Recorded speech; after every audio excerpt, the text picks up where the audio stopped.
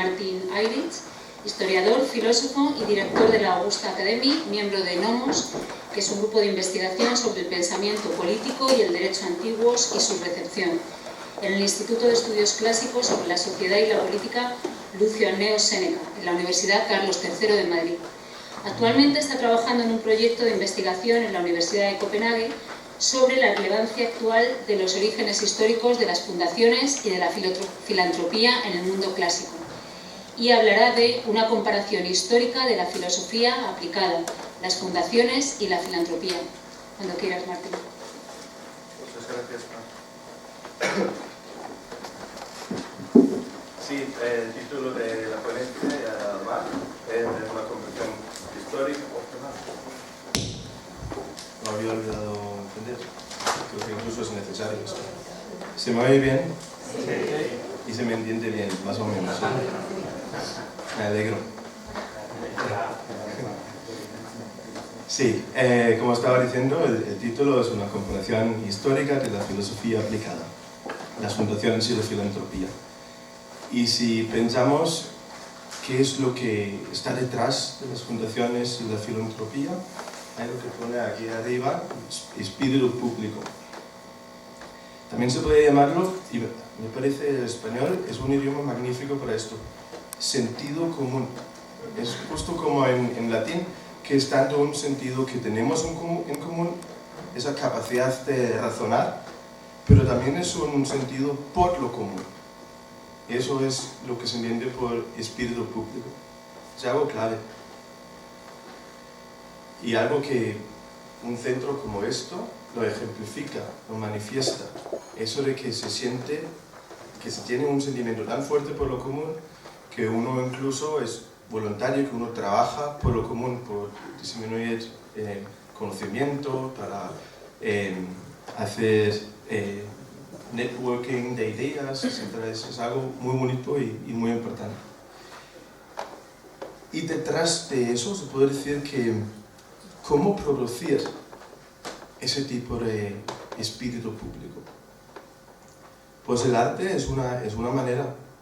El arte despierta dando el conocimiento de lo común, pero también crea sensación, porque no solo una imagen, una estatua, no solo nos enseña que algo existe o que algo es de una manera, pero también provoca sentimientos, que puede provocar una apreciación de la belleza, etc. Y yo creo que el filósofo alemán Friedrich Schiller lo ha dicho de una manera muy clara, que el camino hacia el cerebro pasa por el corazón. Así que el arte tiene una función muy importante en esto. También se puede decir que es un proceso educativo y de sensibilización estética. Y cuando se hace eso de manera consciente, es decir, cuando se emplea el arte para producir espíritu público, sentido común, en este sentido más elaborado, más extenso, entonces lo que se está haciendo es filosofía aplicada. Yo voy a ilustrar el funcionamiento y las ventajas de la filosofía aplicada con una comparación histórica. Dos ejemplos. Primero, un ejemplo de la antigüedad greco-romana y otro de la modernidad europea, más concreto de mi propio país, que es Dinamarca. El país es muy pequeño, lo que decimos nosotros es que medido con el mundo es muy pequeño, pero medido con el corazón es muy grande. No, simplemente también es un tipo de estética, no os voy a presentar el país de esa manera, pero el ejemplo es bastante ilustrativo del argumento que quiero hacer. Este verano yo fui a una exhibición con mi hijo en Madrid, en la Caixa Forum, que se llama ACON, Competición en el Mundo Antiguo. Y era maravilloso, había muchos objetos y la descripción también definía cómo se trataba de tantos atletas como guerreros, políticos, filósofos, artistas. Y para el que no conoce muy bien el mundo antiguo, a lo mejor puede sorprender que que la competición era tan importante, un aspecto tan clave del mundo clásico como era, y tan extenso. Y la exhibición cubría bien todas esas cosas, pero faltaba un aspecto que me sorprendió bastante, en realidad. Y era lo que los griegos llamaron evargetismo. Luego voy a volver a ese concepto. No hace falta entrarlo ahora mismo, porque primero creo que tiene sentido explicar un poco que el aspecto de la competición tan importante que era, exactamente cómo, por qué y qué consistía. Porque sí nos puede sorprender bastante. Hoy en día incluso puede parecer un poco políticamente incorrecto hablar o ver la competición como algo bueno, porque tenemos más tendencia de dar prioridad a la colaboración antes de la competición. Mientras que en realidad, cuando se trata de comunidades donde no hay una relación muy fuerte, consciente por la naturaleza con una familia, entonces la colaboración suele surgir, o la colaboración con algunos suele surgir por la competición con otros. Entonces, todavía el aspecto de la competición todavía está detrás, aunque no nos gusta demasiado hablarlo. Pero por los griegos era todavía más explícito y no hay duda ninguna sobre la importancia de la competición para todos. Pero incluso para sus contemporáneos les podía sorprender. Mi ejemplo favorito es después de la famosa batalla de las Termópilas, cuando el rey persa pregunta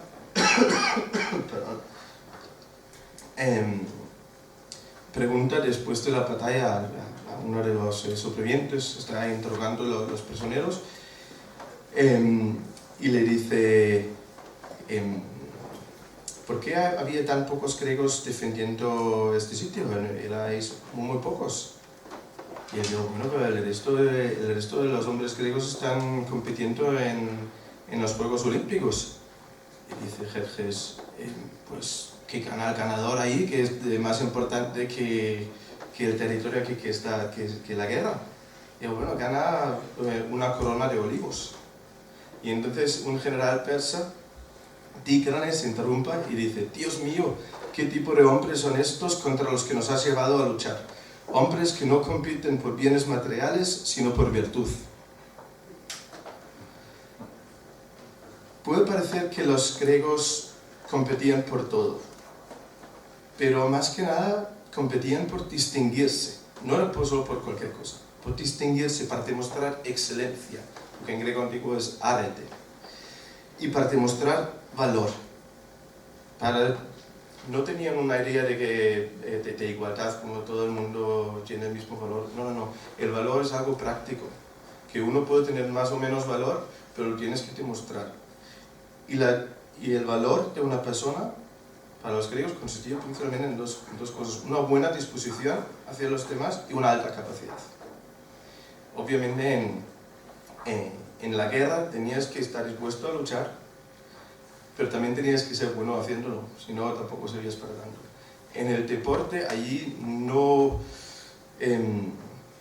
solamente por hacer el deporte no dabas un beneficio directo al polis, podría parecer por lo menos, pero si se contempla el coste que tenía participar y el honor y el prestigio que ganaba el polis por ser el origen o la patria del deportista, sí hay un aspecto ahí también. Y claro, en el deporte te permite demostrar capacidad, una alta capacidad. Y normalmente los deportes antiguos eran muy prácticos. No era correr detrás un balón, era tirar una lanza o incluso un tipo de lucha libre, ir en caballo. Perdón, esto me va a pasar muchas veces. Pero sí, las disciplinas deportistas tenían una base muy práctica que realmente era útil, y para llegar a, como cualquier deporte moderno también, para llegar a ser un buen deportista tenías que tener ciertas cualidades, ¿no? Cualidades que también se demostraban. Y se competía también, obviamente, para vencer y ganar, y para recibir prestigio y honor. Y una forma, como dije antes, es el bueno, en español se dice evargetismo. Euaketen en griego.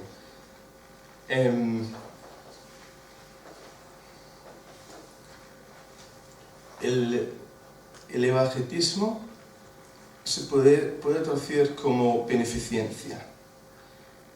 Literalmente significa hacer bien o hacer buenas obras, y el mejor modo de entenderlo quizás es con ejemplos. Pero antes de ir a los ejemplos, una pequeña definición, aunque a lo mejor no es una definición esencial, pero por lo menos para explicar un poco el concepto. Hay mucha investigación en este tema últimamente, que es bastante reciente. La primera vez que aparece la palabra en un idioma moderno, como evangelismo, es ya en 72, creo, 1972, en francés, Paul Bain, que escribió una obra sobre el tema. Y él lo define como la financiación por parte de individuos, que podrían ser políticos o reyes o muchas otras cosas, a cosas públicas, que puede ser la financiación de un edificio, pero también podría ser la financiación de alimentación para una sociedad entera. Y básicamente su definición está en eso, de que la beneficencia que una persona con medios podría hacer para una comunidad, que no es lo mismo que mecenazgo, porque eso es uno con medios que apoya a una persona, a un individuo. El evangelismo se ayuda a comunidades enteras. Entonces un historiador español, se llama Marc Domingo Cucax, si alguien le conoce, es de Barcelona, publicó un libro el año pasado, 2016, en inglés, y en eso añada un aspecto muy importante, que puede parecer curioso, que no se había incluido antes, y eso es que no solo se trata de lo que hicieron los benefactores, sino también para definir el evangelismo, sino también lo que hicieron los recipientes, los beneficiados. Y bueno, es un aspecto muy importante. Él también dice que el evangelismo no era un fenómeno, era una institución.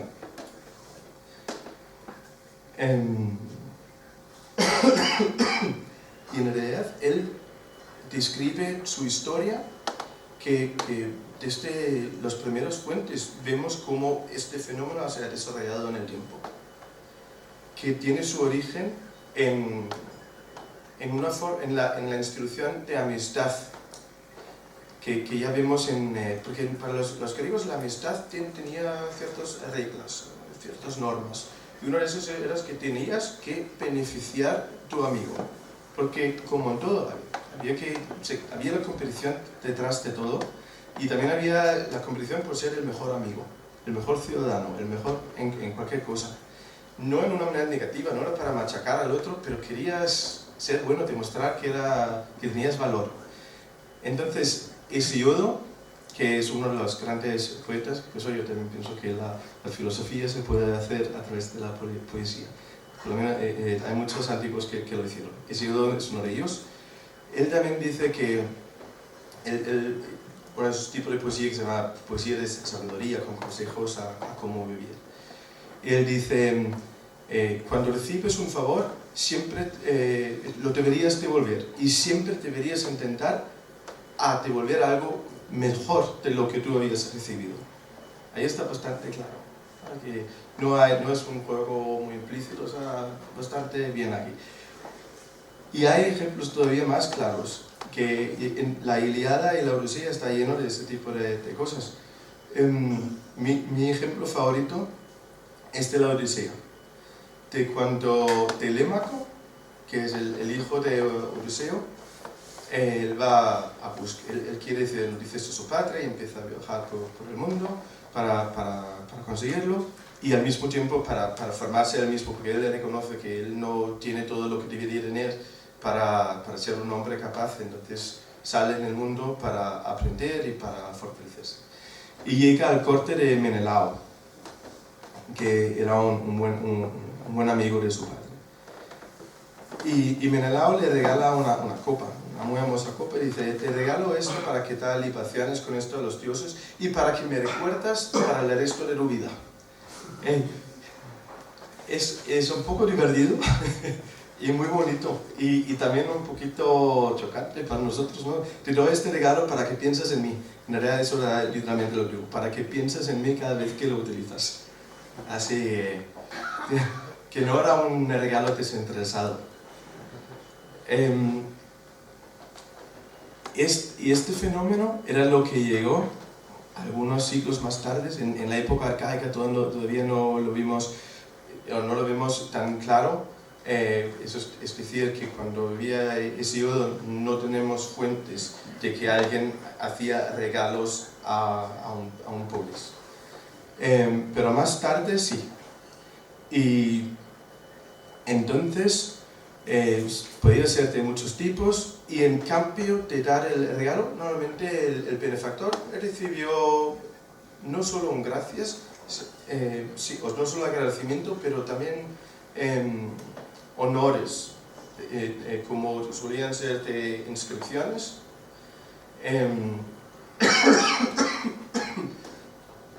incluso derechos, privilegios, podrían decir, el privilegio de no pagar impuestos, porque lo que habían pagado, la cantidad con la cual habían beneficiado era muy superior, pero el prestigio que daba un tipo de privilegio se estimaba como superior quizás a lo que habían dado. Los polis, por lo menos, las polis lo vieron así.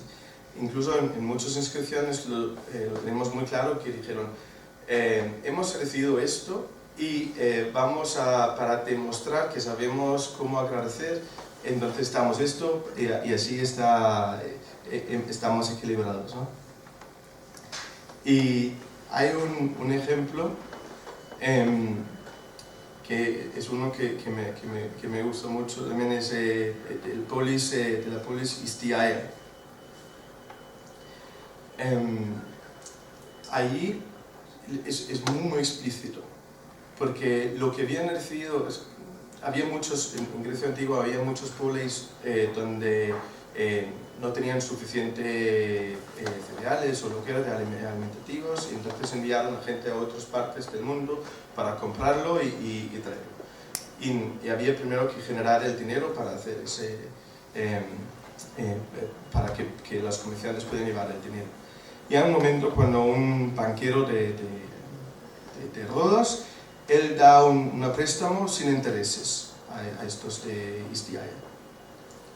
Y entonces le agradecen mucho y dicen en el decreto que le premian con algunos honores, y dicen: esto hacemos para que el resto del mundo sabe que la gente de Istiaia sabe apreciar a sus benefactores, y para que todos los demás van a querer competir para ganar el agradecimiento de nosotros. Es muy bonito, ¿no? Qué agradecidos estamos, ¿qué hacemos para que más gente nos quiere beneficiar? Muy bonito. Este fenómeno o esta institución llegó a un nivel de desarrollo donde incluso los benefactores podían solicitar honores. En Atenas sabemos que estaba muy institucionalizado, que podían acercarse y decir: oye, yo he hecho esto, y me gustaría tener este privilegio y este honor y esto, y entonces podían debatir cuánto regalar y cuánto no, etc. El ejemplo más famoso de eso es también un ejemplo de fracaso. Sócrates, después de su juicio, cuando ha decidido la cadena, todavía no le han dicho qué tipo de castigo va a sufrir, pero le han condenado que es culpable. Y dicen, y él tenía que, así era ese tema, ¿qué castigo propones? Dice en principio: pues yo propongo un gran honor, que el mismo tipo, que lo que yo he hecho era algo muy valioso para la comunidad, entonces el castigo que me debería estar es pagarme la comida, dejarme comer gratis por la cuenta de la comunidad el resto de mi vida, y mencionó un par de cosas más. Eso no consiguió. Pero ejemplifica un poco el proceso, el sistema, que la idea no era tan extraña para ellos como para nosotros, eso de que yo he hecho algo bueno a vosotros, ahora yo quiero honores. Hay también, no solo eran estados que se podían beneficiar, también había muchos tipos de asociaciones, y uno de ellos era la Asociación Artística de Artistas Dionisíacos. Y lo menciono esto porque bueno, está relacionado con nuestro tema de arte, claro, del día de hoy. Y ellos deciden honrar a su benefactor, que había apoyado a los artistas. Y bueno, pues resulta un poco raro, ¿no? Vale que alguien quiere beneficiar a un pulis, allí se puede conseguir el prestigio que da eso, también los premios reales en términos de privilegios, derechos, etc. A veces los pulis podían dar derechos como un nativo, eso puede ser muy atractivo si querías comprar terreno en el pulis o lo que sea. Pero ¿por qué apoyar el arte como hizo él y con mucho? Y el honor que recibió también puede sorprender un poco porque le daban 3 estatuas de él. Uno para poner en el polis de él, otro para poner en la polis de la asociación y la tercera estatua para poner en otra polis, la que elegía él. Pero sabemos que en Atenas había unas 60.000 estatuas al final al final de la época clásica, a mediados de la época helenística. Las cifras a lo mejor no son totalmente de fiar, pero nos da una idea de que tenían muchos. ¿Y para qué permitir estatuas de alguien que a lo mejor no era tan importante para ti si había tantos? Bueno, a lo mejor no solo era o era una combinación de que el arte para los antiguos era muy importante, lo reconocían su importancia, y que también las estatuas son bonitas. Pero para entender la importancia que atribuyeron al arte, yo creo que hay una frase del famoso discurso fúnebre de Pericles, escrito por Tucídides en su famosa obra La guerra de Peloponeso. Yo creo que es muy llamativo y muy interesante y merece la pena reflexionar un poco sobre ello. Ahí, según dice Pericles, según Tucídides, en nuestras casas encontramos una belleza y un buen gusto que nos deleita cada día y que aleja nuestras preocupaciones. A mí me resulta pues, emocionante y muy bonito, porque dice algo que incluye, esto supuestamente dice Pericles durante una guerra muy grave en realidad y con consecuencias muy graves también, no solo al final, pero cada año había mucha gente muriendo, y toma tiempo para hablar del potencial del arte, de que aleja nuestras preocupaciones durante una guerra. Habla del buen gusto y del potencial del arte para alejarnos. Diría incluso que es el potencial del arte de elevarnos por encima de la condición material que tenemos. Un potencial elevador y aliviador. Es un potencial de impresionar, inspirar y instruir. Las 3 cosas. Y nos deleita y nos motiva.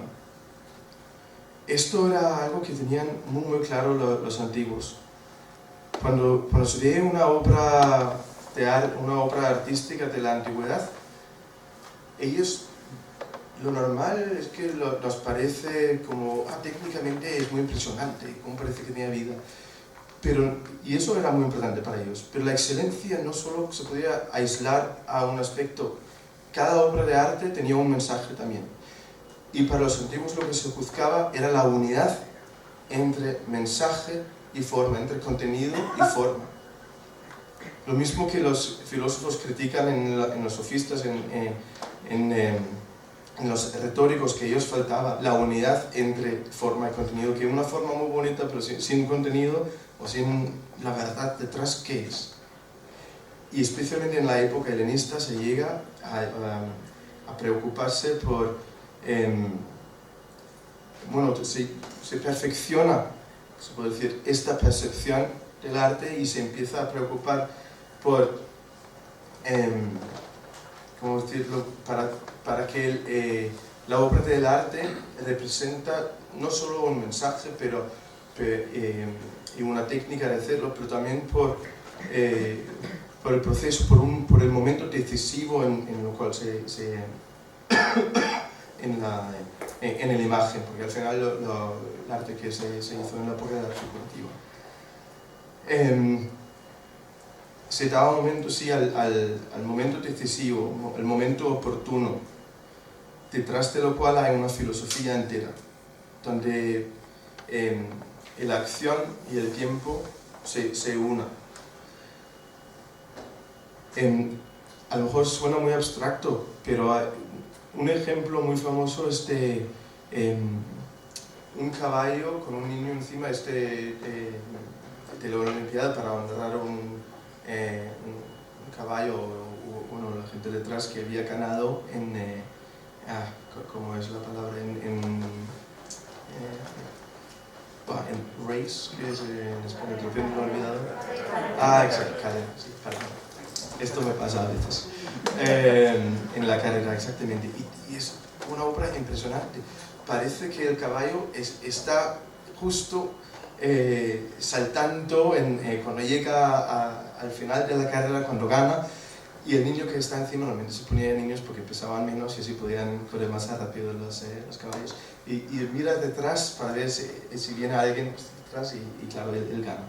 Y la obra en sí es una estatua, es muy impresionante, casi se siente emocionalmente a verlo, tiene un impacto directo y representa una filosofía.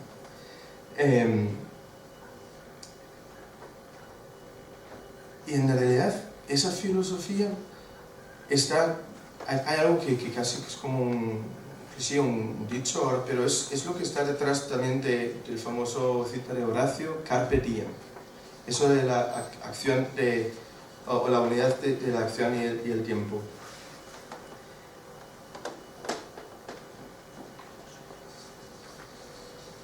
Os quiero leer un poema que captúa esta idea.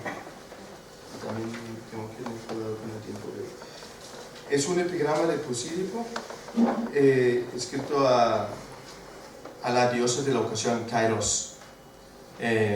Kairos es tanto un concepto en la filosofía, en la retórica, pero también un dios. Eso significa el momento oportuno, pero como muy a menudo con los griegos convirtieron conceptos en dioses. Eso para ellos no hay ningún problema. Y me parece algo tan bonito. A ver si yo lo puedo leer bonito, lo dudo, pero lo intentaré. Bueno, primero tenéis que imaginaros, este poema describe la diosa y el epigrama estaba inscrito en una piedra al lado de la ópera. Así que el que pasaba por ahí vio la ópera, vio también esta inscripción. Así que lo leía mientras que veía la ópera. Eso formalmente lo hemos perdido, pero se puede utilizar la imaginación. Y lo que escribe Posílico era lo siguiente. ¿Quién eres? El poderoso Kairos. ¿Por qué vas de puntillas? Corriendo voy siempre. ¿Y las alas en los pies? Vuelo como el viento. ¿Por qué esa navaja en la diestra te veo? A los hombres muestro que soy más veloz que cualquier instante. ¿Y el cabello sobre los ojos? Asírmelo puede quien me salga al encuentro. ¿Y por qué estás calvo por detrás? Una vez he pasado, con rápidos pies, nadie puede por detrás atraparme. Creo que hay un dicho en español en realidad que está basado en esto. La ocasión la pinta en calvo. ¿Sí? Tiene esto detrás. Bueno, se puede decir que el evagetismo también depende de identificar el momento oportuno, porque tienes que saber tanto el tiempo como la acción, ¿no? ¿Cuándo es el momento para beneficiar, ¿no? ¿Qué es la necesidad que tienen algunos en algún momento específico? Y luego hacerlo. Y esa capacidad de identificar el momento correcto y la necesidad correcta requiere algún tipo, o demuestra algún tipo de formación. Y por lo menos una capacidad. Es posible que uno es capaz de identificarlo sin educación, pero la educación tampoco garantiza nada, pero aumenta la probabilidad de que podemos hacer algo bien. Y entonces el Everketai, la persona, el Everkete es la persona que el benefactor demostraba al mismo tiempo su capacidad. Que en términos competitivos, ¿no? Ganaba otra vez honor y prestigio, no solo por el acto, sino también por lo que demostraba que está detrás. Sí.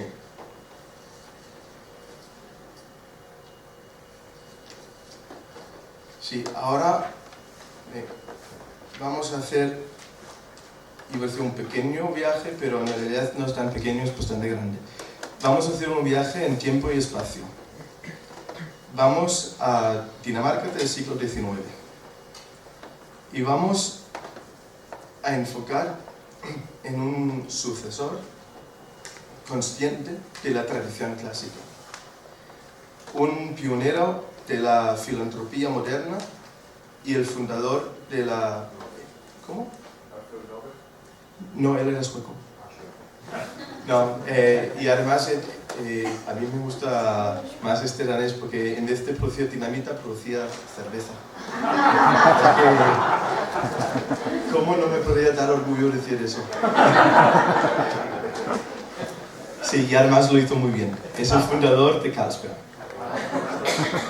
Sí, y una persona realmente impresionante. Yo no puedo hablar de él sin emocionarme un poco, que me tenéis que perdonar, pero a ver qué os parece cuando lo que hizo cuando os cuento un poco. Pero él nació en 1811 y su infancia estaba caracterizado por la derrota total de Dinamarca, que había estado aliado al lado que perdió las guerras napoleónicas, porque bueno, durante la primera fase estuvimos muy bien, porque no queríamos aliarnos con nadie, y entonces podíamos hacer negocio con ambas partes y ganar mucho. Y eso fue muy bien al final del siglo XVIII, pero llegando al siglo XIX, en principio, ya nos dijeron, esto ya no vale, tenéis que elegir el lado. Los ingleses dijeron, si no os aliáis con nosotros, vamos a atacaros y vamos a destruir vuestra armada naval. Y los franceses dijeron, si no os aliáis con nosotros, vamos a invadir vuestro país y cogerlo. Entonces había que elegir qué queremos perder.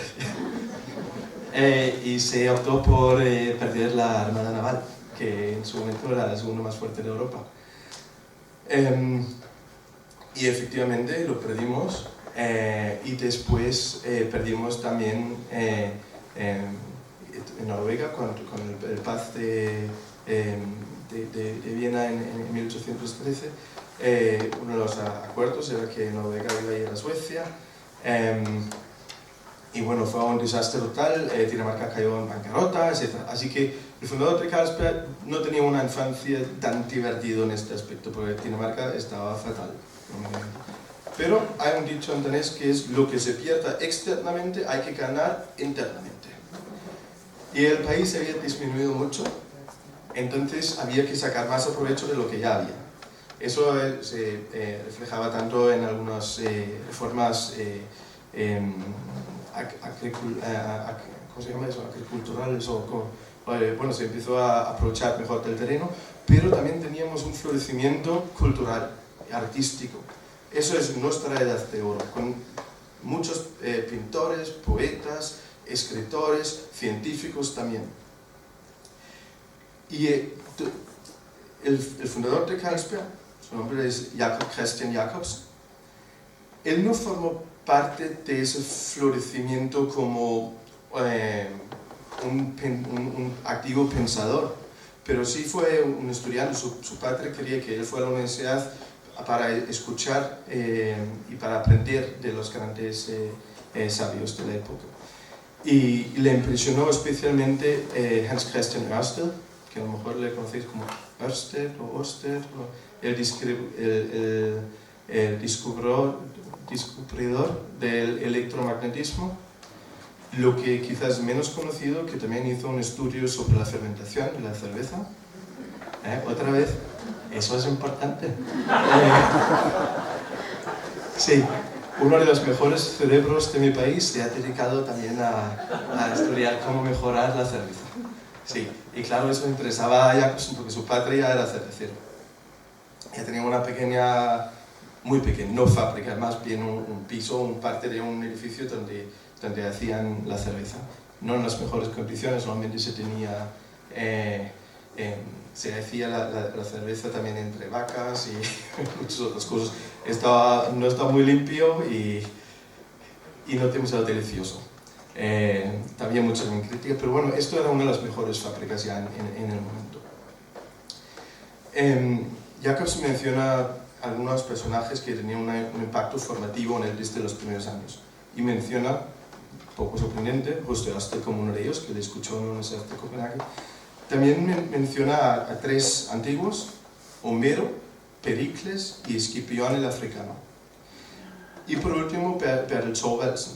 Bueno, hay también un danés más, pero un político, el Aarhus Nikolajevich, pero hoy no voy a hablar de él porque no creo que es muy conocido y fuera de Dinamarca no tan importante. Pero Bertel Thorvaldsen sí es importante y era muy importante en su época, también muy reconocido en toda Europa. Él es el autor de esta obra que vemos aquí.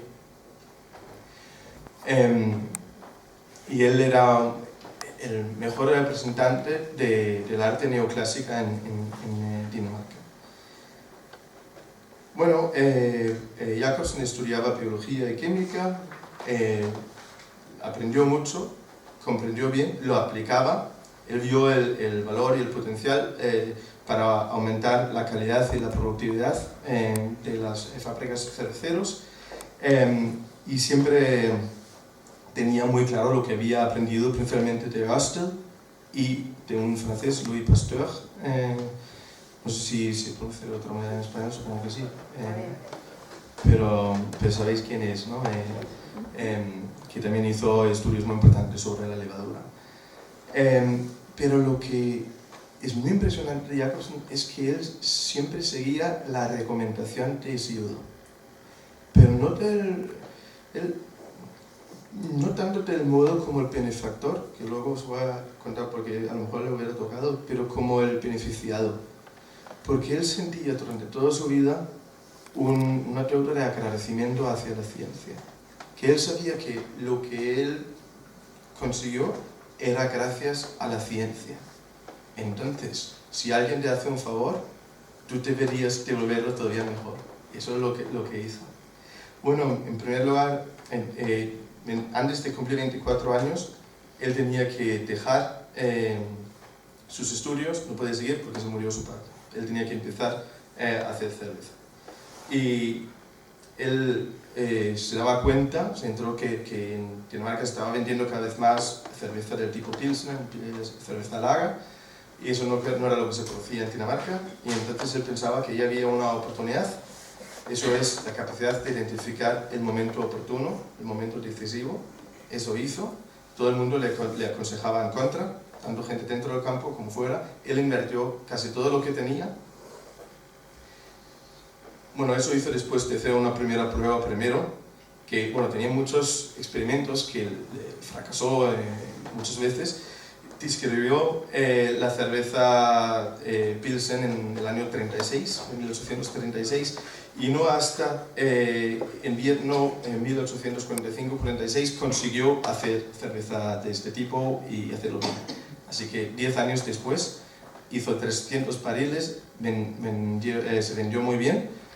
Él eligió poner una fábrica, investigaba bien dónde ponerlo, lo puso, y nada más de ponerlo descubrió que el fuente de agua que se pensaba que había ahí, no había, y entonces a lo mejor había perdido todo.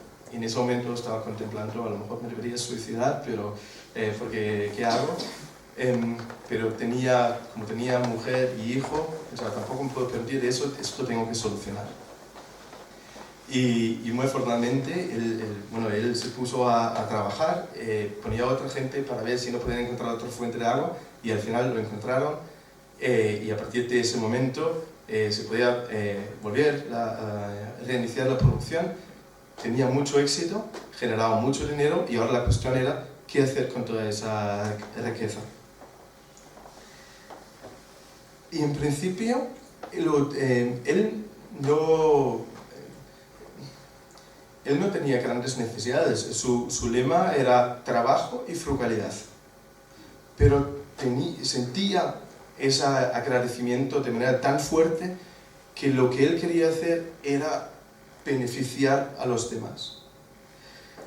Y en principio lo hice de manera privada, que apoyaba a un artista o las familias de soldados muertos en la Primera Guerra de Schleswig. Él daba dinero a ellos para apoyarles, los heridos de la guerra también. Él financiaba alimentos para los soldados. Él hizo muchas cosas, pero siempre de manera anónima, porque él no había una diferencia con los benefactores antiguos. Él no quería que nadie lo sabía en realidad. También él era el primer cervecero a nivel mundial que fundó un laboratorio en su fábrica, que lo hizo en 1875.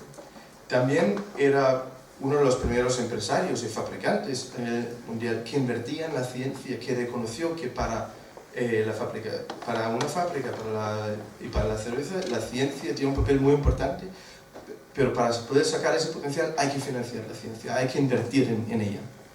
Y en principio solo el enfoque principal era el estudio de cosas directamente relacionadas con la cerveza, pero cada vez más también otras cosas que se incluían. Pero el hecho más importante y más interesante para nosotros hoy en día en realidad no es el laboratorio, sino la fundación que fundó en 1876. Ese mismo día, cuando fundó la fundación, cuando lo creaba, también se inauguraba un parque entero, un parque bonito en el centro de Copenhague, que se llama el Parque de los Hermanos Ørsted, en honor al gran científico, a quien le apreciaba tanto y a quien le sentía un agradecimiento tan fuerte, una deuda tan grande. Y declaró que había hecho esta fundación con medios para apoyar la vida cultural, científica, artística, etc. del país. A esa misma fundación, 3 años después, hace un testamento donde legaba toda su fábrica, todas sus pertenencias, su casa, absolutamente todo, salvo una pequeña ayuda económica para su mujer, que ella no iba a sufrir si él moría antes de ella, y a su hijo le había regalado otra fábrica de cerveza. Él no quería mucho deseo de expandir, no era el tipo de capitalista que solo quiere el crecimiento mercantil todo el rato, no, él quería satisfacer una necesidad en el mercado, hacer lo mejor que podía y utilizar la riqueza que generaba para luego devolver a la sociedad. Entonces, todo lo que tenía iba a esa fundación. Desde entonces hasta ahora, que todavía sigue funcionando, esa fundación ha apoyado la vida científica, cultural, artística de mi país con miles de millones de euros. También fundó un museo entero que sería uno de nuestros castillos más preciosos, se había quemado por completo en 1859, claro. Y era un catástrofe. ¿Qué hacemos? Esto era algo muy importante y se ha quemado por completo. Además, es el castillo más grande de la época del Renacimiento en el norte de Europa. bueno, había alguna gente que dijo, bueno, podemos contribuir una pequeña parte, se intentaba conseguir apoyo financiero de la población, pero no era para nada suficiente, y luego había la Segunda Guerra de Schleswig y nadie podía pagar nada. Pues después, Jacobsen decidió, yo voy a pagar todo. Yo pago la reconstrucción del edificio, yo compro todo lo que hace falta para hacer un museo de historia nacional dentro, y acepto la obligación, o lo da la fundación que he creado, que esa fundación va a ser quien maneja y financia y administra, que lo va a administrar durante todo el tiempo, desde ahora y no hay final. Y lo sigue haciendo. Así que el director de Carlsberg, el director de la fundación, que también es el director de Carlsberg, es también el director de este museo, es el Volksexposlos. El palacio de Volksexpo. Y para guiar a Carlsberg, ¿quién eligió? Pues, ¿quién mejor que la Real Sociedad Científica Danesa?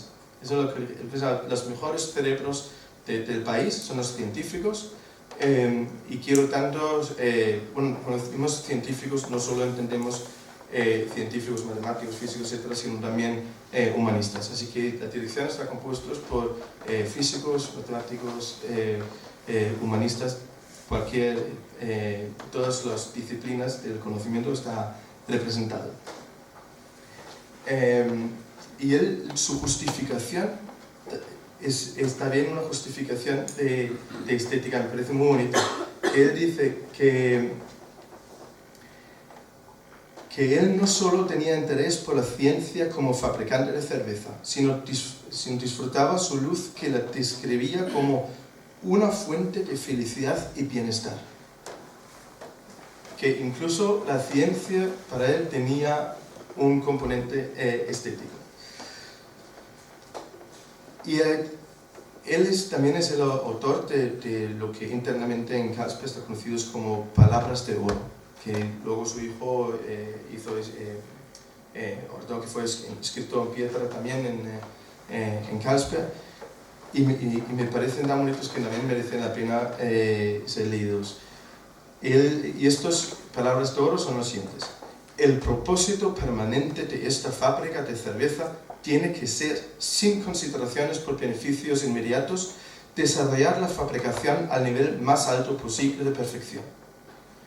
De tal modo que esta fábrica de cerveza y sus productos siempre pueden servir de patrón y a través de su ejemplo contribuir a mantener la fabricación de cerveza en este país en una alta y digna posición.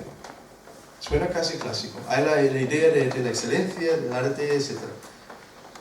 Su lema, trabajo y frugalidad, y la lema de su hijo, siempre ardiente, no son por casualidad que Jacobsen también dijo que para leer historias de buenas noches su hijo leyó la Ilíada. En esa tradición clásica siempre está muy presente cuando se visita a su casa. Tengo un libro aquí, quien quiera puede ver algunas fotos aquí de su casa. Hay este tipo de reliefes de arte antiguo por toda la casa. Su casa todavía existe, todavía se puede visitar. Que durante muchos años era hogar honorífico a los mejores científicos del país, ¿no? Primero solo podía vivir una persona cada vez en un momento, pero sí, ahora mismo es más una academia. No vive nadie ahora mismo, pero se puede visitarlo y hacer conferencias, etc. Pero sí, era dando Jacobsen como su hijo, perdón que estoy... Era gente muy trabajadora, que habían estudiado. Jacobsen siempre se sentía inferior por no haber estudiado suficiente, pero aún así querían compartir con los demás los frutos de su trabajo y los frutos de su educación.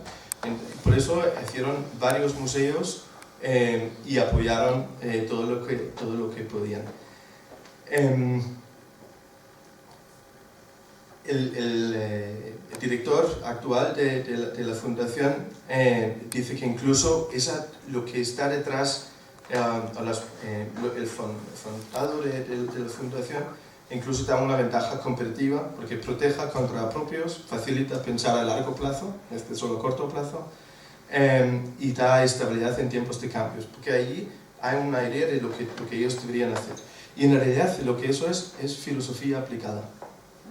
Que lo que dieron los fundadores, el fundador de Castro, ya digo en plural porque su hijo, su fábrica también fue donado a la fundación después. Él hizo su propia fundación y luego se juntaban las dos fundaciones. Y se aumentaba todavía más el apoyo que daba al mundo artístico, científico, etc. En su vejez dijo Jacobsen también algo muy interesante. Dijo que sentía alegría por no haber sido totalmente materialista y egoísta, sino que tenía una profunda satisfacción por haber sido un buen ciudadano. ¿Cómo vemos que hay ese aspecto estética detrás o en unidad con la filosofía? Que la filosofía que no tiene un impacto estética es un poco estéril. La filosofía la filosofía potente tiene ese impacto estética, tiene que nos da un impulso hacia el bien. Filosofía buena es filosofía aplicable, creo yo por lo menos. Jacobsen dijo que él se sintió muy agradecido, él dice en una carta a un amigo por la influencia de su círculo de amigos, pero se ve muy claro que esa influencia creció no solo era por amigos, porque esos mismos amigos estaban formados por los clásicos. Y se ve tanto en la formación que tenían ellos, que tenía él. Creo que se ve ahí una fuente de esperanza para las empresas actuales también, y también para la educación del futuro. Jacobsen mismo rechazó cualquier tipo de etiqueta como filántropo, mecenas, no le gustó nada. Muy a menudo pidió que los beneficios que él hizo que fueran anónimos, que la gente no sabía de dónde venía. Pero sí admitía tener espíritu público, que era algo que él dijo que le había impresionado la primera vez que fue a Londres en 1855 y vio allí el Crystal Palace, donde se había hecho la exhibición mundial en 51.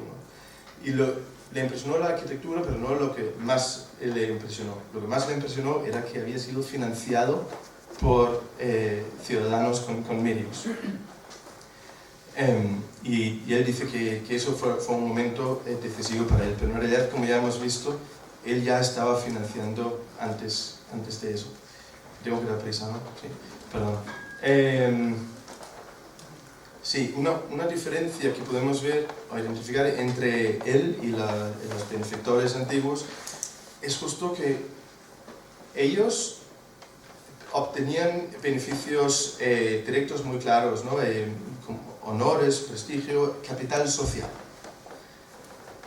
Cuando Jacobsen menciona, identifica su premio principal, esta satisfacción, esa satisfacción que sentía por haberlo hecho bien. Yo creo que hay algo ahí muy, muy importante. También ambos querían el reconocimiento, pero la satisfacción, eso es estética. Y parece que se podría decir que Jacobsen se identificaba más con Telémaco que con Menelao, más con la persona que recibió que con el que dio. Y como dije antes también, actuaba según Hesíodo, ¿no? Él devolvía mucho más de lo que había recibido. Él nunca hubiera admitido que fuera así, él pensaba que él había recibido tanto que solo estaba cumpliendo con su deber. Se puede decir que que todo esto es un fruto de un tipo de formación. A mí me ha resultado muy curioso que hace unos casi 10 años salió un libro que se llama Filantrocapitalismo, cómo los ricos pueden salvar el mundo y por qué los demás les deberíamos dejar hacerlo. Puede sonar un poco provocador, pero si se piensa en el ejemplo de Jacobsen, a lo mejor tampoco es tan difícil imaginarse cómo podría ser posible. Pero a lo mejor se podría decir que eso requiere un tipo de carácter. Porque Jacobsen mismo dijo, si no hubiera sido por la formación que he recibido, me podría haber vuelto una egoísta, una materialista y sin preocuparme por nada más, sino solo por ganar dinero. Entonces, ¿qué? Mi vida hubiera sido ganar dinero, gastar y no hubiera hecho nada más. Hubiera sido solamente uno más haciendo daño al medio ambiente, gastando recursos y ya está. Así que requiere un tipo de formación, lo que los griegos llamarían paideia. O lo que dijo el francés contemporáneo de Jacobsen, Tocqueville, que también tiene un concepto que me parece maravilloso, el interés bien entendido. Que en la realidad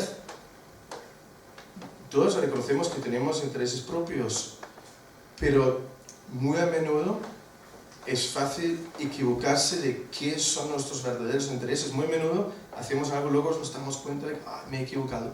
Esto he hecho daño a mí mismo, no he entendido bien mis propios intereses. Tanto Platón como Aristóteles también hablan sobre la relación entre los intereses públicos y los personales. Yo creo que Jacobsen es uno de personifica la comprensión de cómo la sociedad y el individuo están conectados. Bueno, y yo creo que ahora tengo que terminar.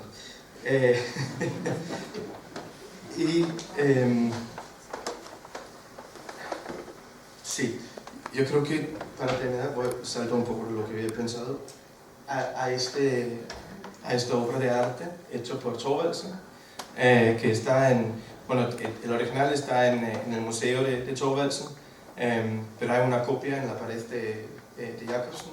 Yo invito a cualquier persona que quiera visitar a Dinamarca alguna vez o Copenhague, debería pasar por el museo de Caspia y a ver si uno podía, si dejan pasar por su casa. Pues nada más de entrar se ve este tipo de reliefes con episodios de la Ilíada y de la Odisea.